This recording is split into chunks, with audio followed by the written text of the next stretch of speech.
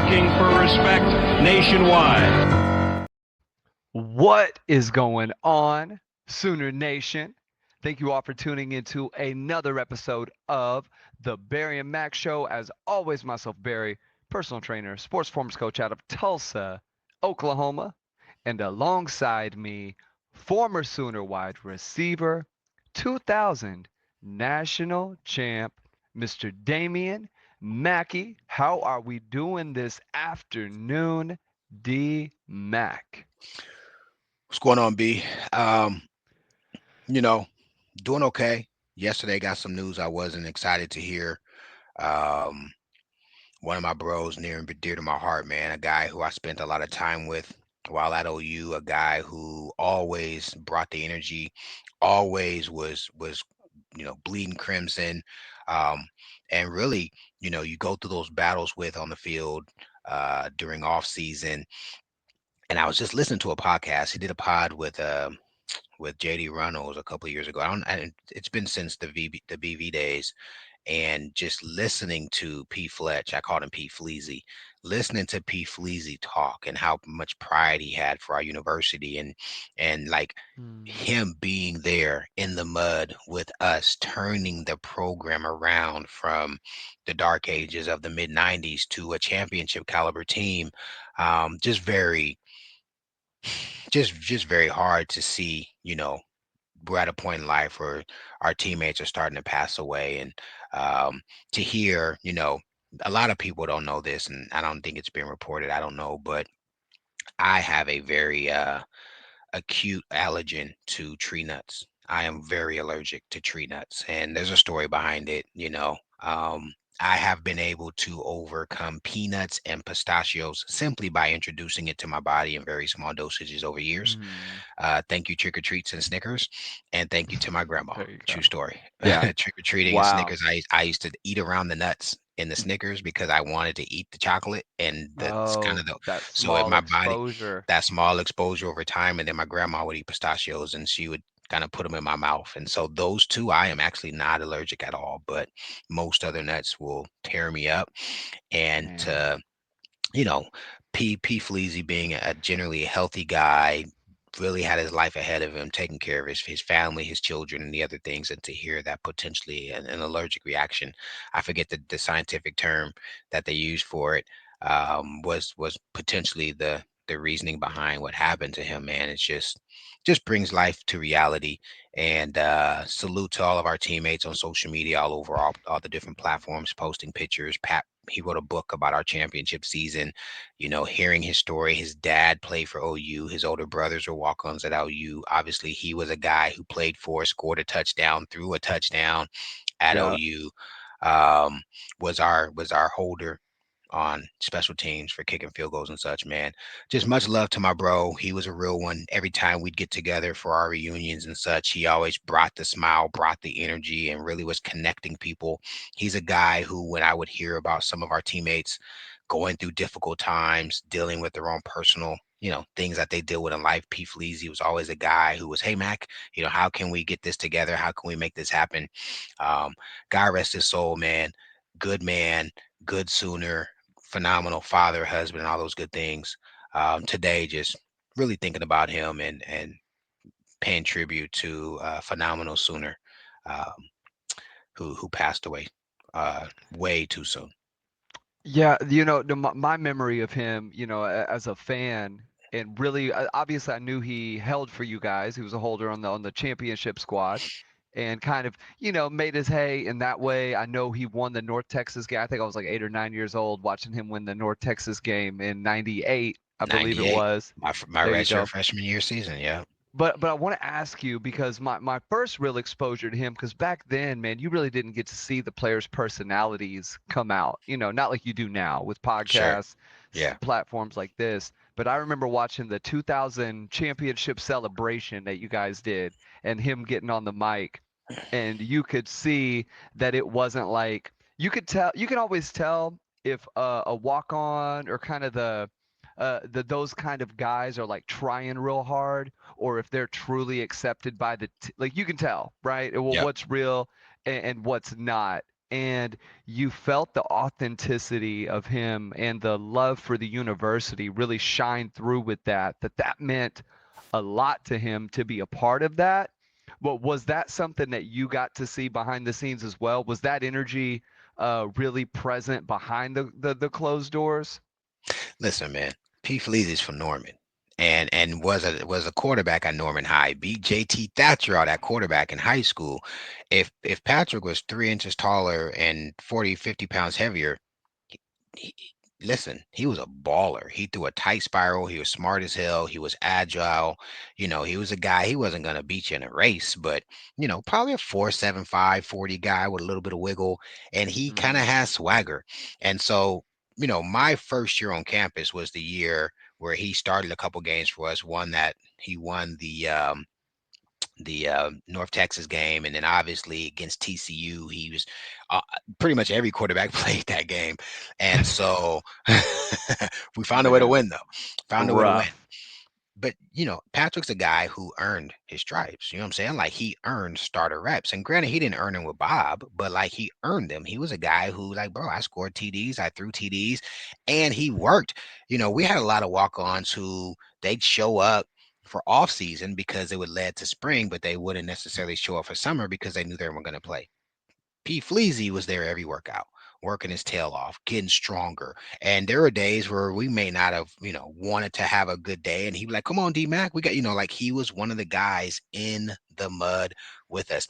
I'm gonna try to find the link and post it in the comments. I want people to watch this interview he did with JD Runnels. And it could Mm-hmm. have been last season or 2 seasons ago, but it really conveys his love for the university. And I gotta say, P. Fleazy is an ingredient that was extremely necessary for us getting to where we got. You know what I'm saying? Like, there's some guys like obviously Jay Hype, right? You talk about T. Marshall Sure. or those guys, like they were linchpins, they were cornerstones to the success of our team in 2000. But like Patrick Fletcher mattered, and his contributions and his energy, and what I'm saying, those are things that mattered in February when we're doing off season. They mattered in spring ball, they mattered in summer, because you knew if P. Fleazy's throwing the ball, he's going to throw it where it needs to go. It's going to be a tight spiral. Like, he could throw the rock. Like, let's not kid ourselves at all. um and I'm just very aware now in my 40s of taking care of my body, being very careful around the things that I do. And we lost Book in our late 20s, and man, I'll always remember Brandon Everidge. He was a heart and soul. He was a pup on our team, but still you already felt the amount of presence he had, even as a Mm-hmm. younger player. P. Fleazy's just one of those guys. You can't really put your finger on it. Um, Again, condolences to his family. The Sooner Nation lost someone who was a great one. I would say the city of Norman, right? He grew up in Norman. His dad was a Sooner. He played for OU and then went back to Norman with his kids and was helping in the Sooners helping Sooners initiative. He was a part of that initiative, helping get that thing up and going for the alumni. And so, man, just reverence. You know what I'm saying? And really Yeah. just understanding the importance of cherishing life, and you know those who go before you. Yeah, I saw a bunch of people commenting about their favorite memories of him and things that not just on the football field and things of that 2000 season, but also personal moments that fans had with him, interactions that they were talking about on the OU Insider board. Which if you guys aren't members, go grab a membership. OU Insider, OUinsider.com, and in the comments. Post your favorite Patrick Fletcher moment. If you guys had some personal moments with him, a lot of older alumni now who have been around, who remember him when they were younger, maybe when they were in school, whatever the case may be. If you guys have some memories of him or things you want to just talk about, put out there, talk about the kind of person he was or how he impacted you, put that in the comments. DMAC, always hard to switch gears on stuff like this, but we've had a lot of requests in the past 48 hours ever since OU Insider dropped the scoop on Monday, and it is Wednesday now, April 9th, that it may be a deja vu season at the wide receiver position. I OU rebuke went that in the out. name of Jesus. I rebuke that in the name of Jesus. I rebuke that in the I name of hope Jesus. so, In the man. name of Yahshua. In the name of Yahshua, Yeah. I rebuke that. I love that. So yeah, on I believe it was 7:30 a.m. Parker Thune had a report where it seems like, and I won't go into the details. At the end of the day, it seems like it's going to be a while before Giovanni Gibson gets back. We already know the status, or at least us to some extent, what is going on with Jaden Gibson, sort of behind the scenes, and how that situation is unfolding, so to speak, with the injury he had a year ago. It seems like Satanya's banged up. Burks has had trouble seeing the field. And before I pass it over to you, DMAC, and get your thoughts from a former player, a guy who has been through the mud, who's had a history of physical practices and playing the receiver position at a high level, right? Yeah. At a certain point, and I know Venable said they were going to be a little less physical this year. They were going within the practice setting, they were going to just monitor things. And we talked about that on our last episode. But from a sports and exercise science standpoint, whenever you continue to have the same result, right? This is a results business. The record at the end of the season for Venables is really what matters this year. Who you put on the field on that first game in fall, that matters. Who you can keep healthy to get there, that matters. At the end of the day, if you keep having the same thing happen to the same position group, where it is long-term injuries and guys not being able to recover and get back, you have to evaluate, reevaluate, and address things. And if you've addressed something and it's not working, you got to go back and fix it again. It is just the nature of the beast. You can't just keep blaming the situation. And I saw folks, and I won't unpack this a ton, but I saw folks saying, well, you know what? Freak injuries happen. Well, yes and no. I don't know if you saw the comment I posted on my board post over there on OU Insider, but when it comes to quote unquote freak injuries, and I use an example of Joe Mixon, right? Let's say Joe Mixon is practicing when he's at Oklahoma. And let's say leading up to a physical practice or scrimmage when they were doing a full contact run through, he had that week, he had big heavy lifts. The volume was real high. Maybe he ran a little too much, and his CNS, his central nervous system, was experiencing insane amounts of fatigue. Well, when that happens, that affects a lot of things. One of those being your neuromuscular control, your ability to just make your body move, right? There's some days as a player, I'm sure you felt more bouncy than other days, right? Some days you felt like you could jump Definitely. out the gym and some days not. Some of that is CNS fatigue. And if he's running to the outside and he's got a guy, let's say a blocker is being pushed into him, and normally he's able to just see that, assess the space, and scoot over. But this time he's a little slow to move. He gets rolled up on and fractures his ankle. Is that a freak injury? Is that in a vacuum? Or was that a little bit due to the fact that his body had just accumulated so much unnecessary fatigue, or maybe necessary, but not enough recovery time? All of this, nothing is in a vacuum at this point. So with hearing the injuries and hearing what I kind of had to say on the subject, how does OU address this and just get the result changed? They got to have healthy guys come fall, DMAC. And right now, it's not looking like, at least through the spring, that will happen.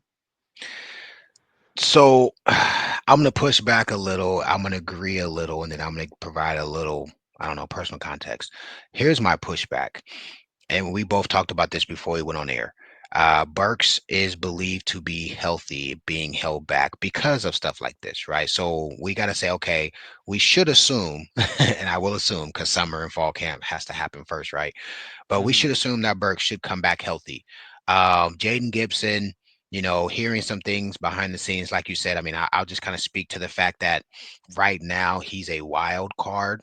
I think is probably the best thing to say. I don't think it's going to be so much of is he still injured, which is potential. Setbacks happen. I think he had a setback right before spring ball. But I think he's also been a guy who's been emotionally charged. And so, it seems like when he's engaged and making plays, he's a great team player. And then if he's not potentially not. So we'll see what happens with him between now and then. But those two guys coming back provide a lot of stability. I think, and again, my pushback is simply that what's the Tegna? That's his name, correct? Satania, yeah. So Yeah. it's a soft tissue hammy. Every year, every year, receivers are going to get hammies and ankles in the fall, and I mean, excuse me, in the spring and in the summer, just because of the amount of wear and tear. And again, I'm going to agree with you on some of what you're saying too. And then even the other injuries, I think, are minor soft tissue tweaks, which, let me knock on wood. My desk just happens to be wood because how many soft tissue injuries do we hear last year? God dang, Yeah. all It of was them, a right? tissue issue. There it is. So in April, aside from a fibula, which is probably a 4 to 6 months rehab in order to be in game shape, right? Mm. Um, I okay. I want to go back to what you said. In a vacuum, I don't think it's a terribly big issue, but I do think you speak to some things that provide merit in that this is 2, 3, 4 seasons in a row.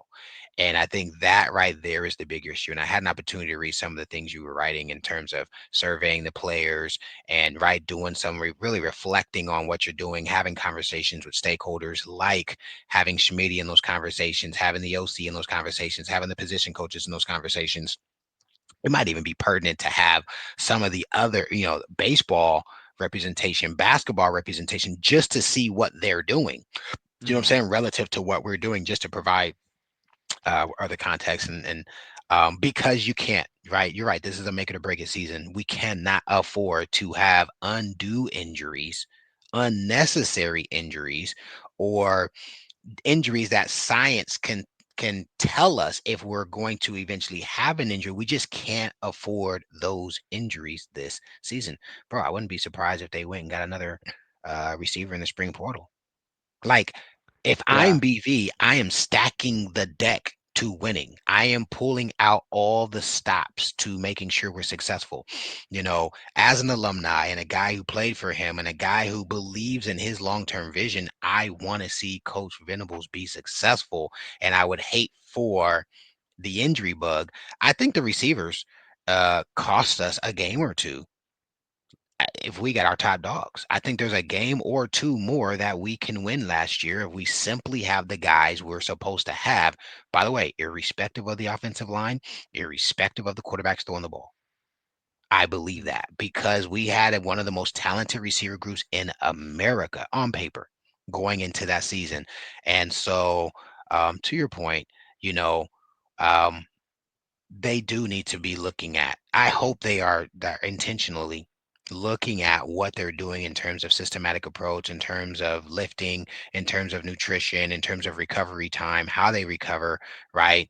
Um, and here's one, and I don't want to, I don't want to speak ill of my experience, but let me tell you, as receivers, while at OU, we were tired.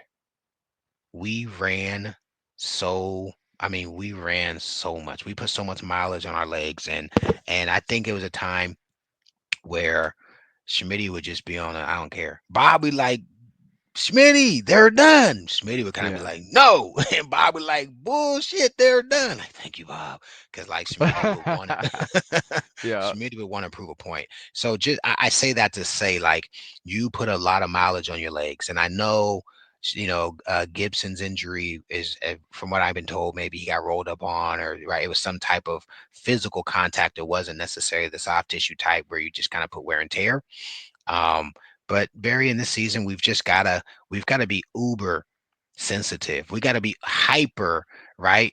Attentive to what's happening, because we've got to put the best product we can on the field come August, September, October, and especially when we get into the SEC play, because there isn't a lot of room for error. And it's not like 02, 03, 04, where we had basically some of the best talent in America. Like, we had a stacked stable of receivers, running backs, quarterbacks. I mean, the run we went on skill from it really starts in 2000, 2001, and then it elevates the 80 years, and then the DeMarco years, and then those receivers that came through with MC and those guys, MC and Broyles behind him, and then those skill guys. We had dudes who were bona fide get her done, We got a lot of guys who need to prove that they are even SEC good, and so we need to be able to put the best product we can on the field on the field. Yeah, and I'll say this. I know that times have changed. I think the threshold of what injuries are play throughable, and who knows, maybe Yeah. Satania, maybe if they had a game next week, he might be playing, right? It's one of those deals where you really don't know. At what point as a team with Venables, do you just break out the blue jerseys on some of these guys and just say you can't hit them? Because I will say this, and I don't think this is unfair to say. There is a segment of the team. I was telling you this yesterday. There's a segment of the team who's like, man, I wish we would hit a little bit more. And as coaches, you got to balance that and understand that there is a lot of mileage. I spoke to that in the thread on OU Insider. Receivers and really the DB position when it comes to forceful impacts on the lower body.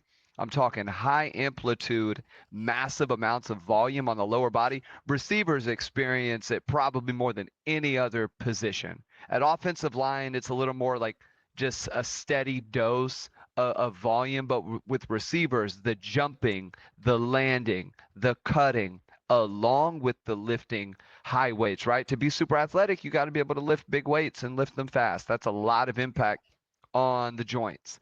And at a certain point, when does that catch up to you? But is this something where I don't mean to make a short here, but is this something where OU breaks out a blue jersey or two for your Dion Burks or your Gibsons or whoever the case may be? Times have changed, and I would giggle if it was our years. They would have got made fun of. Are you a quarterback? Okay, like, oh, we can't touch. Like, our Yeah. day, it wouldn't have flew, or even if it was necessary, we would have giggled. Like, you would have been the butt of jokes. But in 2025, pay to play, NIL, right? The marketing machine that's happening. You're talking about a multi-billion, probably getting close up to the tens of billions, 20s of billions dollar industry. You got to protect your assets. I would not be opposed to making sure guys were available to play on Saturdays for the sake of blue jerseys. Again, one caveat is this is spring. ACLs and fibulas. I said that. I think I said it 2 weeks ago. ACLs and broken bones. Yep, you don't want to have those in the spring because those generally don't heal up in time enough for camp. But even strain hamstrings and high ankle sprains. All of those deals they heal up over the summer. You really get a chance to get into the flow of things throughout fall camp, and you can be ready to go. We saw it happen every year. But you're right. You know what really hurt our legs? It's cutting, man. You run a dig and you're running full speed and you got to stick that foot in the ground and head and shoulders and you got to get it puts so much pressure.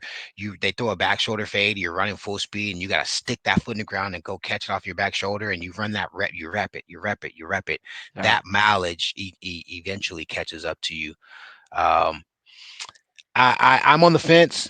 I hate that it was Gibson because remember when we got all three of those guys, I think three or four of them. I think Satagna was like the fourth, but Yeah. you were asking like Mac. I was like Gibson, like his film, he looks like he could do something like a difference maker. So it's disappointing that he came and showed that he could do what the potential was. But I'll tell you this, let me just tell you what it means.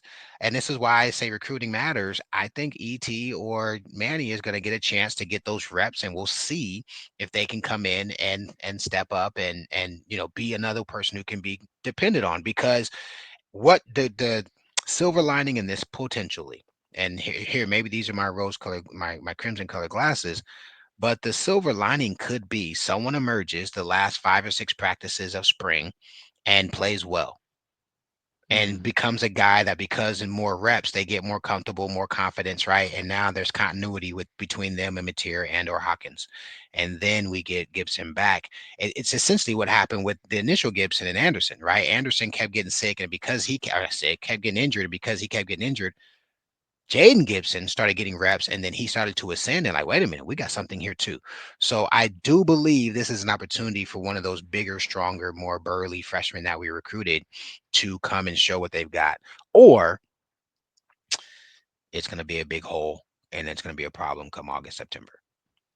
Last thing I'll say on the subject, and your comment on cutting reminded me. Mm, We saw, and this isn't a call out, this isn't to demean or degrade, but there were certain times a year ago where we saw what that field looked like, the main field for Oklahoma. And I will say this, that I'm a nerd for all things on the sports science side, and the ground you are on, the shoes you are in, all of that is a variable that matters when it comes to reducing injury. The quality of grass, the kind of dirt, the soil you're playing on, right? There's certain surfaces that are just going to be harder than other surfaces, right? There's other surfaces that are like almost too soft, like some of the older turf that they used to use, almost a little too soft, where guys who were really fast, they felt like it was a little bit of a disadvantage, right? They'd rather be yeah, on grass. They feel like grass makes them a little faster. And if I were OU, I would get a representative to, and I don't know if they do this, and if they do, to what extent, but if they can put a guy in orthotics, if they can get some shoes tailor made for some of these guys, and just have somebody from the Jordan brand and somebody who is a foot specialist, and this may already be done to a certain it extent. is. I'm saying, It yeah, is. It is. making sure that you are verifying that these guys are in the absolute right footwear. And not only that, holding them accountable to, you've seen this, you've coached, guys don't lace up their shoes properly a lot of times. Guys are sometimes lazy with the wraps or the tapes, or sometimes they're taping too much. I would argue that there's some guys who use braces in times when they don't need to be. Game, when you're going full speed, all for it. But if you could be in the spring, maybe you got a day where there's no contact, maybe the routes are going to be a little lighter in terms of the intensity. If you could not put on the ankle brace, not tape the ankles, not put the braces around the knees, and just have a day where you can build up some volume, some strength, get that knee, ankle, foot, whatever it is, a little bit of exposure to some of that, that's a positive. So, and these are things that I'm sure are being thought about, right? That they're not, everybody in that building is very intelligent in this space, but this is a little kind of inside baseball for the fans who, what are some of the things you're looking at? And to me, footwear and surface matter a bunch. And if that's not tip top shape, if the practice field isn't tip top shape, game field, all those things. I hear the indoor is always just a quality surface from what I've heard. I don't know if that's necessarily true, but I hear it's a very quality surface. But when It you're going is. outside and different things like that, well, what's going on? So before we get out of here, we, in our last show, one of the things we missed was touching on the loss of Devon Mitchell at tight end, transferring out, and what that means. Just a little stinger at the end of the show here, DMAC. Give me your thoughts on him and just the tight end position as a whole, and then we'll get out of here for the day. That's all I got. There we go. Listen, Canic. Okay, let me stop being petty. Let me stop. Oh my gosh. You want me to make some shit up? No. In all seriousness, here's the deal. Okay, Canic's gonna do a good job off the line of scrimmage, being a sniffer. I think he'll do great going across the formation, doing some wham blocking and combo blocking and things that leading up to the hole on some counter trade type stuff. He's not an inline tight end. He doesn't have long enough reach. He's not tall or limber enough. Got D ends will demolish him if we try to line him up on as an inline. And so, but in that same vein, I believe he's going to create mismatch opportunities for us offensively, depending on how teams try to cover him or if they pay attention to him. He's a plus athlete. He's a guy who, if given opportunity, will go get to it and knows how to handle the ball. Outside of him, I haven't heard anything positive. And my mom said, if you don't got nothing positive to say, don't say nothing. So with that said, I'll go back to doing this. There we go. Good stuff as always, DMAC. Sooner Nation, I want to thank you all for tuning in. If you guys are not subscribed, make sure subscribe to the Barry and Mac Show. Go over to OU Insider, ouinsider.com. Get yourself a membership. We got a thread over there. We've posted all the links. Guys, we're back on Apple. We're back on Spotify. We are rocking and rolling on all of those audio platforms. I know DMAC has heard it from the folks on his side of the camp, and I've heard it a little bit as well. People like the audio version of the show.